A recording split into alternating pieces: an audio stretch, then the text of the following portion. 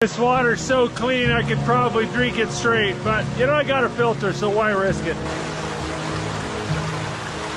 Gravity pulls the water through the filter, fills up my jug.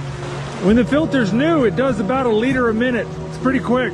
Once you're done, you gotta go ahead and drain the whole thing. If it turns to ice inside your filter, then the filter won't work. Woo! Now it's chilly. It's already 3:15 and it's starting to get dark.